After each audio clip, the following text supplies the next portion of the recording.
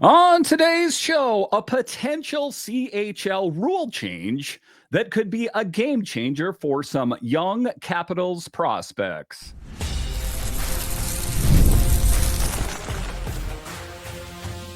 Your Locked On Capitals, your daily podcast on the Washington Capitals, part of the Locked On Podcast Network. Your team every day.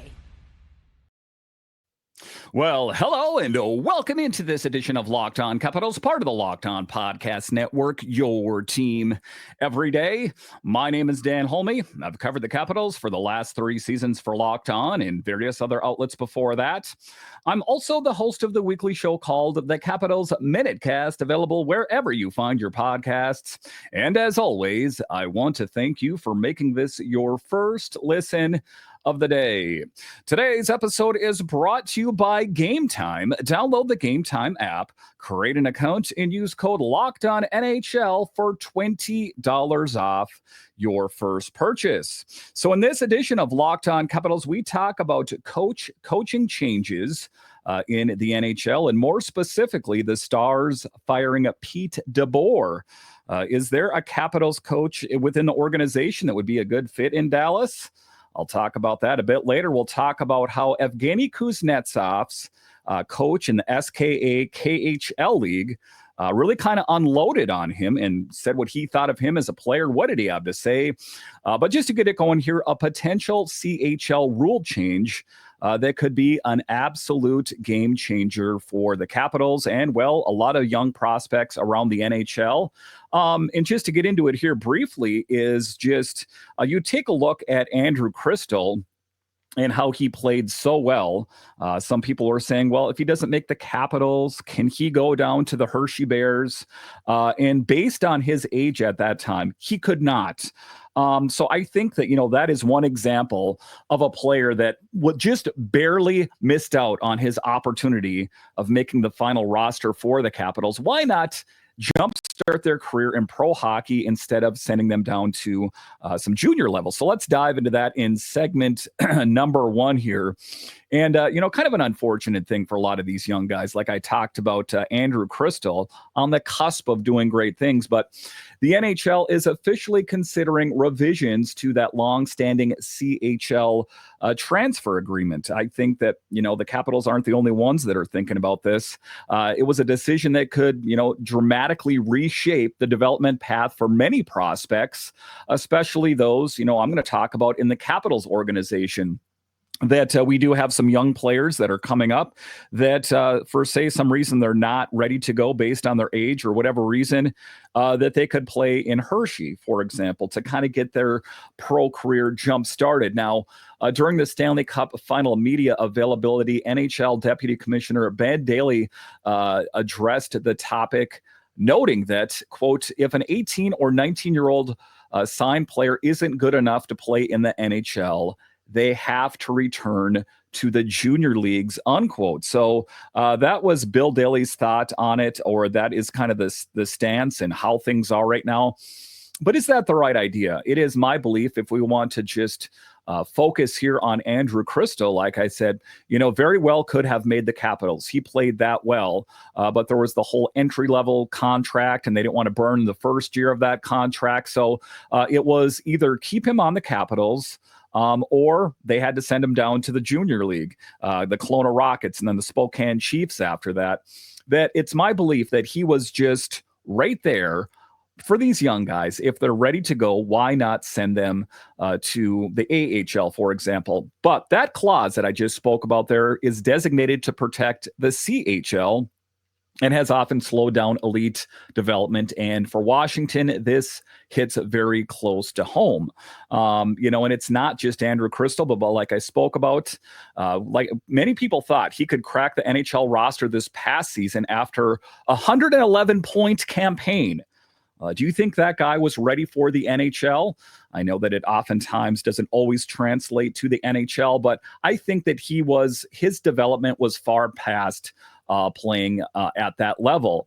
He was among the final cuts in training camp and still had to return to Kelowna. All he did in 2024-25 was put up 173 points in 76 combined regular season playoff games. makes you wonder what he could have done for Hershey this past season. Another example, Hendrix Lapierre in 2020 first rounder played 6 games in the NHL in 21-22, then was forced back to the QMJHL, even though he looked like he belonged in the pro setting. So, I think that the NHL is a little bit slow to the punch and they want to protect the CHL and all that. But I think if your sport is worth its salt, it has to constantly evolve. And, I don't, want to talk about other prospects and other teams. This is a Capitals show, and I think that's what rings true. Like I spoke about Cristall, I spoke about Hendrix Lapierre, players that might be in a better position right now had they spent that time at the pro level. Let's say Hershey, for example. Now, here's where things can get exciting for Caps fans. If the NHL follows through on this change, Cristall, like I said, could play in Hershey next year.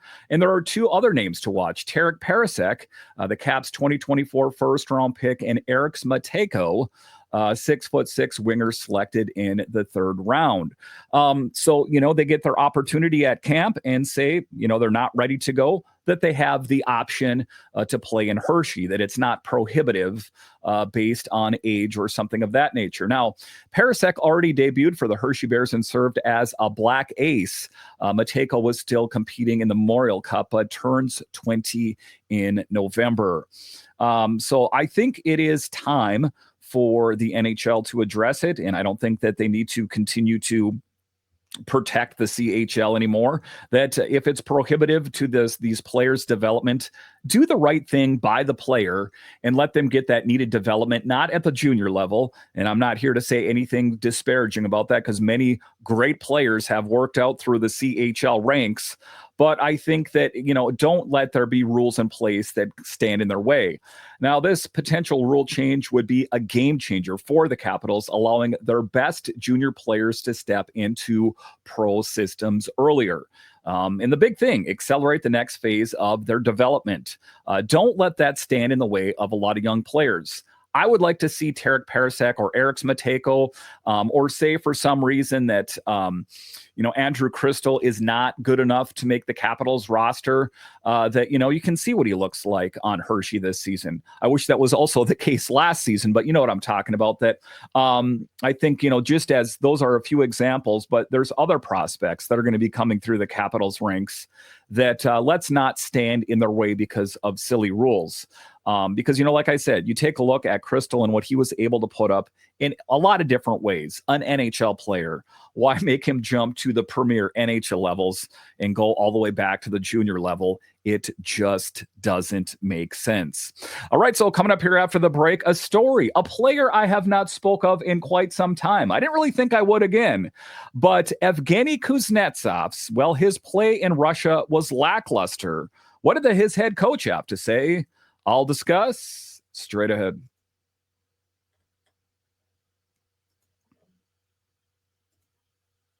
You just realized your business needed to hire someone yesterday. How can you find amazing candidates fast? Easy. Just use Indeed. When it comes to hiring, Indeed is all you need. Stop struggling to get your job post seen on other sites. Indeed sponsored jobs put your post at the top of the page and help you reach the right candidates faster. Now listen, I am involved in the hiring and the firing and onboarding and all that. Take all the confusion and the headache out of it with Indeed, and now you can speed up your hiring process with a $75 sponsored job credit. Just go to Indeed.com/lockedon right now and support our show by saying you heard about it on the Locked On Capitals podcast. Terms and conditions apply. Hiring Indeed is all you need. All right, welcome back into this edition of Locked On Capitals, part of the Locked On Podcast Network, your team every day. My name is Dan Holme. You can find me on Twitter. It's at DanCaps218. You can find the show on Twitter. It's at Locked On Caps. So in segment 2, we're talking about a player that I didn't think I was going to talk about again, and that is Evgeny Kuznetsov. But he was a big piece on the Capitals for years, hot and cold, never really consistent. There was the hope that he could be, that second line center the Capitals had hoped for all those years with Nick Backstrom as center number one. And we saw glimpses of greatness. And what do we remember from him is he went into the NHL's player assistance program shortly thereafter, didn't work out with the Capitals, went to the Carolina Hurricanes and, had his NHL contract terminated. Ended up going overseas to play in Russia. Well, it didn't go any better for Evgeny in his homeland of Russia.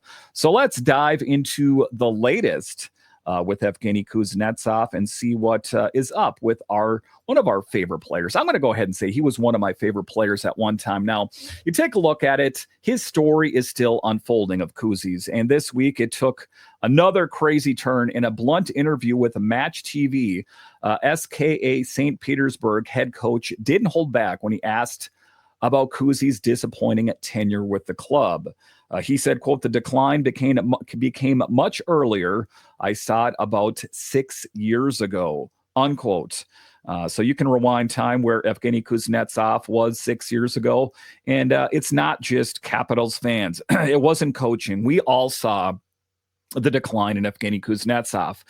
He did have some personal issues that he dealt with in his life, which, we can't hold against him, but he did have some things that held him back and, was just never the player I think that many Capitals had hoped for, Capitals fans. I remember him joining the team and there was so much hope thinking back then that when is this Kuznetsov guy going to join the team? Is he going to be anything like Alex Ovechkin?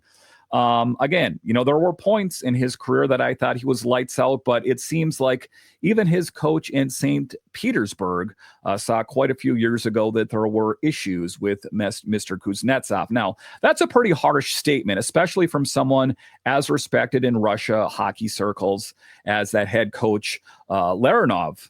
And it suggests that Kuznetsov's struggles in the KHL were more than just a recent dip. And we know that. Like I said, he was the player that said I could be the best player if I chose to be. Just never really chose to be. This past season, Kuznetsov posted 37 points in 39 games for SKA. But he also battled injuries and, demons that came back to haunt him in inconsistency.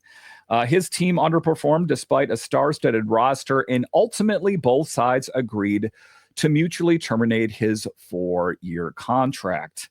So, the thing is for Kuznetsov is he made, good living in the NHL, making some sweet NHL Capitals money that I don't know what the future is for him. I thought to a certain extent that maybe he would go back over to Russia and find his way, where maybe the spotlight wasn't, shined on him so squarely as it was with the Capitals. So a tough thing. So the question is now, what for Kuznetsov? Well, surprise, surprise, he's a free agent. And while he's open to opportunities overseas, he has not ruled out a potential return to the NHL. Oh, come on, Kuzi. Come on, Kuzi. I know that you want to think you were the Kuznetsov of years ago, but it didn't work out in the NHL before. You went back over to Russia. It didn't work. Why, oh, why, oh, why would it work in the NHL now? So the question is can he be an honest assessor of where he's at in his career? Would he accept a role in the American Hockey League? We saw that as well, that he was getting ready to join the Bears there. And then the transition came where he was dealt out to the Carolina Hurricanes. So I think that he's almost kind of at that juncture in his career that he's not NHL ready. He's not KHL ready, that I think that he is having a hard time coming to terms with that. Now, you remember Kuznetsov's 23-24 season ended with a trade to the Hurricanes after being waived by the Caps and spending time with the Hershey Bears. His NHL totals last year, just 24 points in 63 games. So I remember he was on the bus. He had his pillow, all of that. Definitely a fall from grace, flying around in chartered NHL Capitals jets to driving around or riding around rather in a coach with the Hershey Bears, that I kind of think that's just where he's at in his career right now. Hit me up on Twitter or on YouTube. Let me know your thoughts on Kuzi. I know he's not a Capital anymore, but a big name, that surrounded the organization for so many years. You have to wonder, is there still a team willing to take a flyer on him, or is the final chapter of once a star-studded NHL career over? I think that the latter might be true, but, it's not like he's struggling unless he, blew all his money. I think he's going to be fine financially. It's just kind of hard that it does appear that his career has come to that. You take a look at it. I thought to a certain extent, that when it didn't work out with the Capitals, that he would go to the Carolina Hurricanes and, find his way. And there were glimpses of greatness with Evgeny Kuznetsov on the Hurricanes, but it was never nothing real sustained. And I think that the Carolina Hurricanes had seen enough as well. And that's why he went over to Russia to hope that he could find his way over in a land that's familiar to him. As far as his time coming back to the NHL, I wish him nothing but the best. I ultimately don't think it's too realistic for him. I just think that, he squandered opportunities. He got involved in some things that he shouldn't been involved in. But at the end of the day, we can't change what kind of person he is. He's always been kind of a quirky player, a guy that has a tremendous upside. And I have no doubt in my mind that he is just that great hockey player. I don't think he's the greatest player in the NHL. I think that was just him puffing his chest a little bit. I think that he is a great player. The hard part for me, and I think the hard part for him, is I think that he knows that he'll never be able to find that great hockey player that was once inside of him. All right, so coming up here after the break, it is interesting. The head coaching changes around the NHL. You take a look at Pete DeBoer and all he accomplished with the Dallas Stars, but some questionable judgment is what led to his dismissal. Is there a Capitals coach within the organization that would be a good fit in Dallas? I'll discuss straight ahead.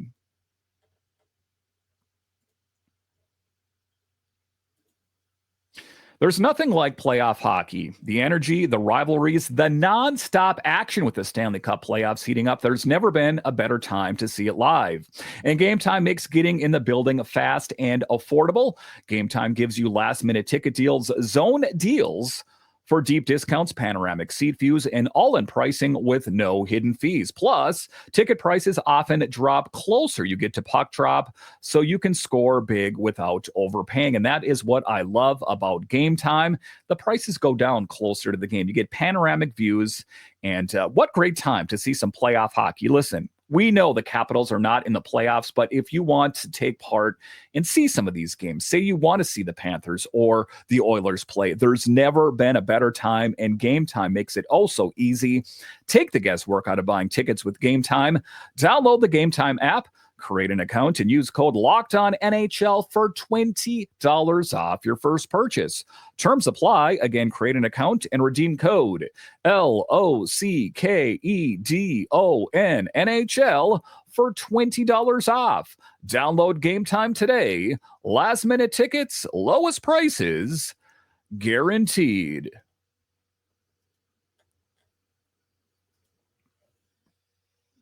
All right, welcome back into this edition of Locked On Capitals, part of the Locked On Podcast Network, your team every day. The best way that you can help grow the show is to subscribe to Locked On Capitals on YouTube and comment anything down below. So in the final segment here, we're talking about Pete DeBoer, a guy that has made his way around the NHL, no stranger to being a head coach. And all things considered, the Dallas Stars this year looked really, really well. They made it to the playoffs, and, well, they stumbled, and they failed, and they fell to the Edmonton Oilers, and some questionable judgment pulling Ottinger out of net, along with some other decisions, led to his dismissal. That's the word, anyway.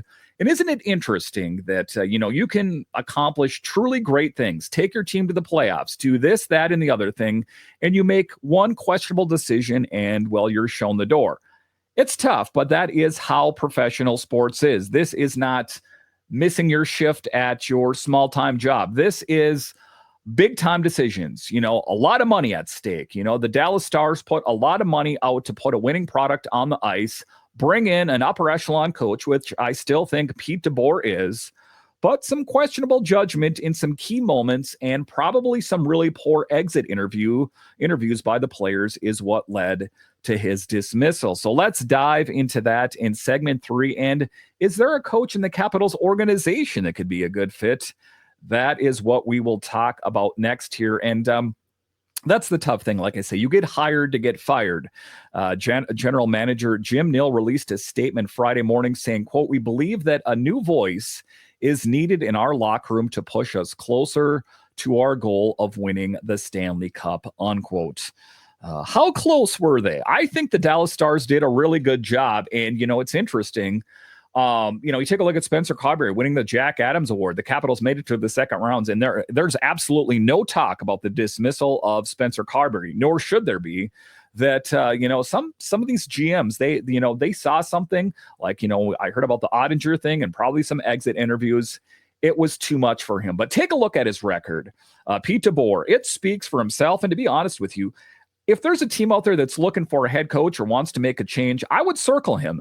DeBoer was let go despite a 149, 68, and 29 regular season record with a perfect 9-0 mark in Game 7s. But playoff exits, especially the recent one against Edmonton, finally caught up to him. I don't think Pete DeBoer is losing any sleep over this. I really don't. I think that he's going to land on his feet. Sometimes these coaches, they don't want to get back into coaching right away. Sometimes they wait for coaches that kind of fizzle during the season, gives them a little bit of a break and maybe gives them, the pick of the litter, if you will, or pick of the team that potentially they want to go to. Now, that firing comes with some controversy. Like I said, in Game 5, DeBoer pulled Jake Ottinger after just 2 goals on 2 shots. And I heard Locked On Stars, he talked about it as well. He didn't really fault him with that, the rubber meets the road. There's no time for failure in the NHL. Ottinger dialed in, but allowing 2 goals on 2 shots, it was DeBoer's opinion that Ottinger wasn't dialed in. And he later defended that decision, citing Ottinger's poor record against the Oilers. It was a strategic move on DeBoer's part. It failed as the backup didn't fare much better. The Stars owner publicly supported DeBoer just last week, calling him a, quote, top 3 coach, unquote. But Nill had the final say, and now the Stars are the only team without a head coach heading into the offseason. You take a look at it, there are some options. I'll talk about some options within the Capitals organization. And you saw the direction that the Pittsburgh Penguins are going in, and kind of a head scratcher. I was watching Locked On Pens, and they were a bit surprised. They didn't know too much about the coach that was hired. He was an assistant in the Rangers, but was really big on player development. And I expect the Pittsburgh Penguins to go in a young direction, and you need a coach that's good at development. But the bigger picture is I think that a lot of the NHL teams are going to avoid the NHL recycle bin, where, fired, hired, and they just make their way around the NHL. I think there is a lot of great young talent in the NHL. See Spencer Carberry with the Capitals, see the head coach of the Sharks, like I mentioned, the Penguins, that it's not just the turnstile. It's not the recycle bin that it once was. And the Capitals in particular have 2 guys. Again, I'm recording this on Sunday, so something might change between now and the time you watch this. But Mitch Love, current Capitals assistant coach, I don't know if there's a team, that's waiting to pull the trigger on him. I know that he was in the mix for, I know he interviewed with the Bruins. I know that he interviewed with the Penguins, and a bit of a head scratcher, to me, honestly, that he did not land anywhere. Again, he may have by the time you listen to this. But he got passed over for some other guys that, might, in my opinion, might be less qualified. Again, maybe he is waiting. Maybe a team is out there. They need to cross the T's and dot the I's before they can bring him in. But another head coach within the Capitals organization, Todd Nelson, Hershey Bears head coach and Calder Cup winner, Hey, talk about a guy that put me in. Todd Nelson's like, what do I have to do to get an NHL coaching job? And if there's a guy that's deserving in the Capitals organization that really is deserving of it, Todd Nelson. Look at all that he's done in Hershey. And, you know, it was even last year his name was associated with a bunch of different teams. Listen, if there's anyone out here in the NHL, give this guy a shot. I definitely think that he is worth it. Now, both are respected voices in player development circles. Love in particular has been on the NHL radar since his success with the Calgary Wranglers. Meanwhile, could be an ideal fit for a veteran team tying for a push to get over the hump. Again, I selfishly, I wish that Mitch Love would stay here. I think he is amazing with this team, but I'm not going to be selfish. I'm really not. I wish him nothing but the best. And if opportunity comes knocking, Mitch Love, I have no doubt, will absolutely knock it out of the park. Now, if either gets a job, it could open up more changes in the Capitals bench hierarchy and possibly create an opening for someone like some other young coaches that are waiting for their opportunities. It remains to be seen. There is always the next man up waiting for their opportunity.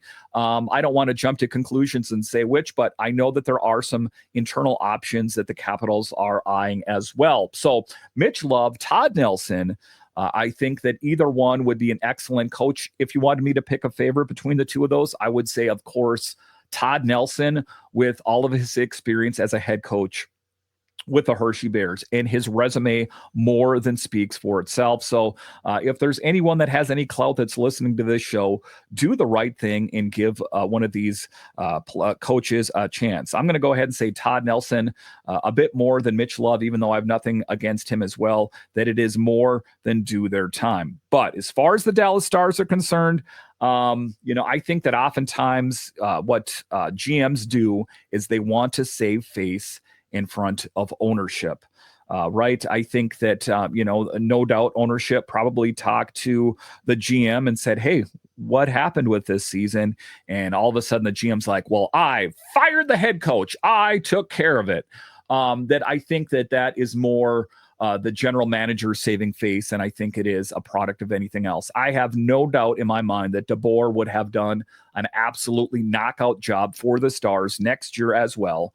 For me, again, I stick with that. I think that he had some questionable judgment, but big picture, 30,000-foot view, he has a long history. And just take a look at his wins and losses and his history of coaching teams in the NHL. He's fine. I think he'll land on his feet. Ultimately, I think the Stars will be the ones that are losing, except if they pick Mitch Love or Todd Nelson, of course.